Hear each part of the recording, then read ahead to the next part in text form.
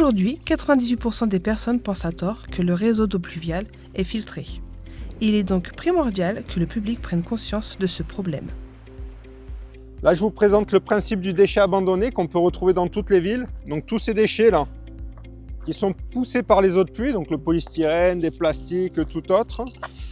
Tout ça est poussé tout le temps par les eaux de pluie et vient s'engouffrer directement dans les avaloirs. Donc le principe a été de développer des systèmes de filtres au niveau des avaloirs, que je vais vous montrer.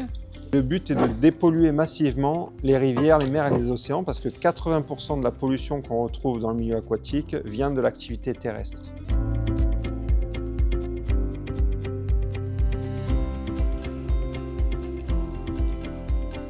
À force d'entendre les médias qu'il y avait énormément de pollution du coup dans la mer et les océans, je me suis dit à un moment donné, il faut savoir d'où ça vient.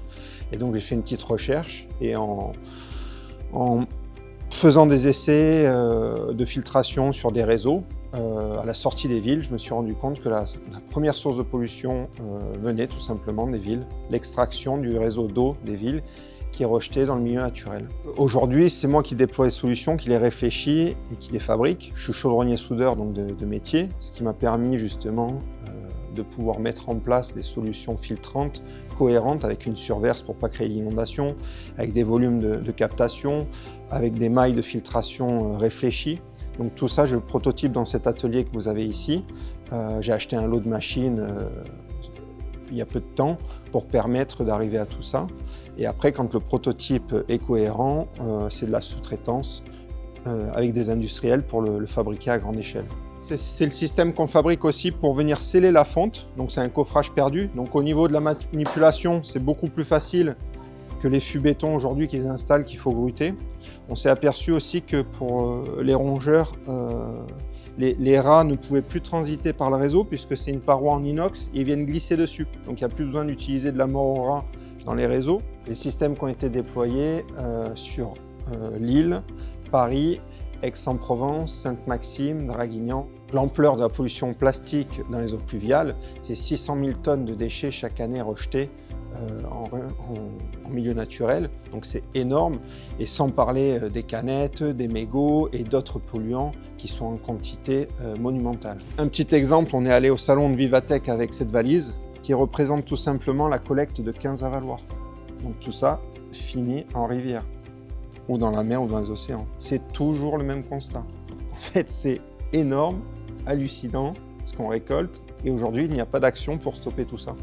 La détérioration des voiries, ça personne n'en parle, mais c'est une pollution massive. Sur Aix-en-Provence, où on a installé un filtre, on extrait entre 500 et 600 kg de goudron à chaque pluie.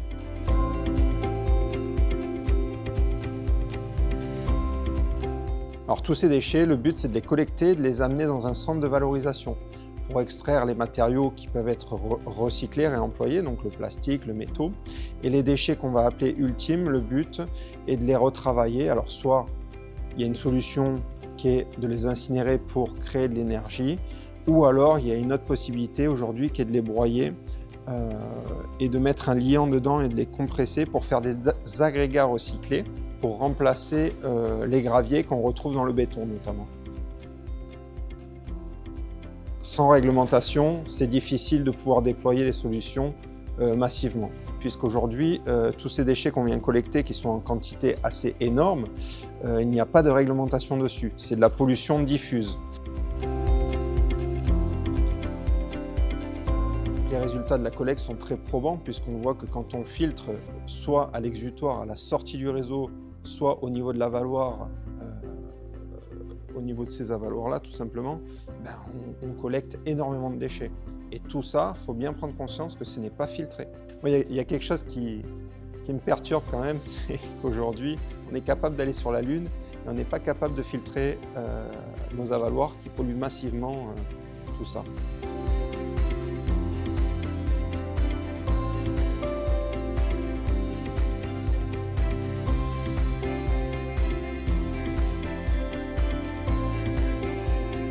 C'est reparti pour un tour.